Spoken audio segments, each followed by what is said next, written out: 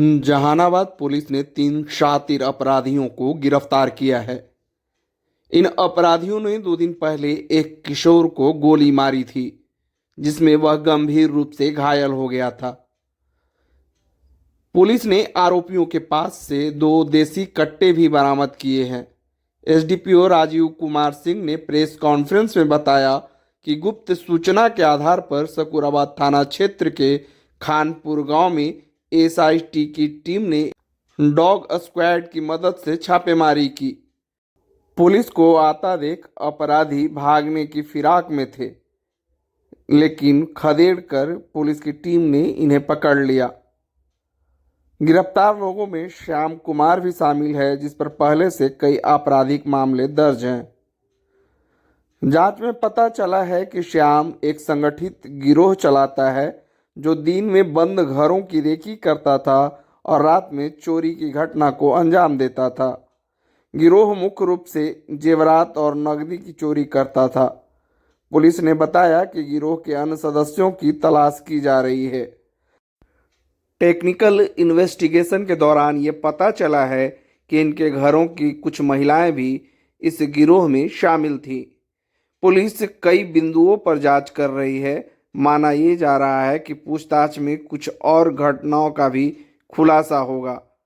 सरस्वती पूजा की मूर्ति विसर्जन के दिन भी एक किशोर को गोली लगी थी, जिसमें ये माना जा रहा है कि चोरी की संपत्ति के बंटवारे को लेकर इनके बीच विवाद हुआ होगा और उसी में विवाद बढ़ने के बाद गोलीबारी की गई। मामले में गिरफ्तार आरोपियों में एक वो भी शामिल है। आप देखिए कि सकूराबाद थाना अंतर्गत एक गांव है कखोरा, जहां 3 घरों में रात्रि में गृहभेदन हुआ। मामले की गंभीरता को देखकर पुलिस अधीक्षक द्वारा एक एसआईटी टीम बनाई गई थी और जिसके बाद तुरंत हम लोग जब घटनास्थल पर पहुंचे तो पता चला कि इन लोगों का हथियार जो है एक ग्रेनेड और एक तलवार बाहर छूट गया। जिसके बाद हम लोगों ने डॉग स्क्वाड को बुलाकर इसमें तकनीकी अनुसंधान प्रारंभ किया। डॉग स्क्वाड के द्वारा कखोरा गांव के बगल में एक गांव पड़ता है बंधु बीघा। जब बंधु बीघा पहुंचता है एक घर के पास, जब डॉग रुकता है तो वहां से डॉग को देखते ही 3 लोग भागने लगते हैं। जिसके बाद उन्हें परिश्रम के बाद पकड़ा जाता है और फिर उनके मोबाइल नंबर और का डिटेल लेकर जब हम लोग टेक्निकली एनालिसिस करते हैं तो ये पता चलता है कि ये न सिर्फ कखोरा गांव के इस घटना में शामिल है, बल्कि पिछले 5-6 मखदूमपुर, डेटा एवं अन्य जगहों पे जो गृहभेदन के कांड हुए थे उनमें भी इनका लोकेशन अक्सर मिल रहा था। साथ में इनके घर की महिलाओं का भी कुछ नंबर हम लोगों ने ट्रैक किया है सर्विलांस में, जो उन घटनाओं स्थल पर है। इसका अनुसंधान किया जा रहा है। अभी फिलहाल इनके पास से हम लोगों ने हथियार बरामद किया गया है और ये तथ्य सामने आया है कि ये सिर्फ आभूषणों को ही टारगेट करते हैं और उसके बाद उस आभूषणों को ठिकाने लगा देते हैं। तो हम लोग अभी कल पकड़े जाने के बाद इनका टेक्निकली जो सर्विलांस से जो नंबर आए हैं उसका अनुसंधान कर रहे हैं कि कोई सोना व्यापारी या कोई कबाड़ी या कोई गैरेज वाले जो भी सामान ले जाते हैं इनका कितना संपर्क है।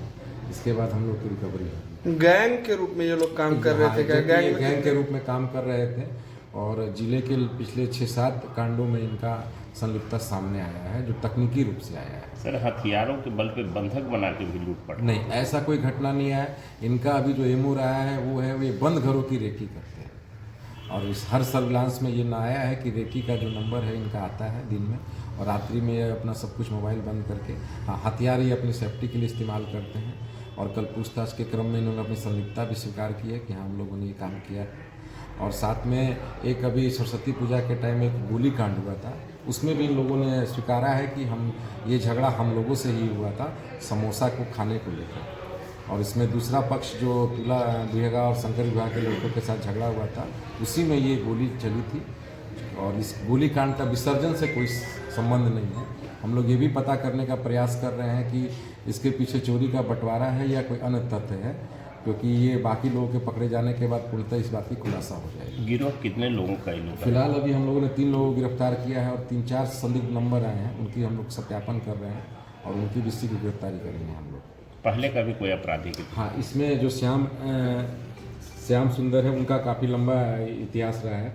अभी हमारे पास 4 मामले उनके आए हैं जो चोरी, आर्म्स एक्ट, ये सबसे संबंधित मामले हैं। कहाँ का है सर? ये बंधु बीघा के रहने वाले हैं और इसमें हम लोगों ने एक चीज़ और भी निकाला है कि इस घर की महिलाओं का भी जो नंबर है हमारे डंप एनालिसिस में आता है, तो हम लोग ये भी देखना चाहते हैं कि रेकी में क्या उनकी महिलाओं का भी संलिप्तता है कि नहीं, उस पर भी अनुसंधान कर रहे हैं।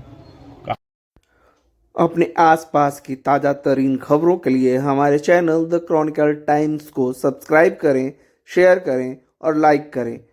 द क्रॉनिकल टाइम्स यूट्यूब और फेसबुक के साथ ही इंस्टाग्राम पर भी उपलब्ध है।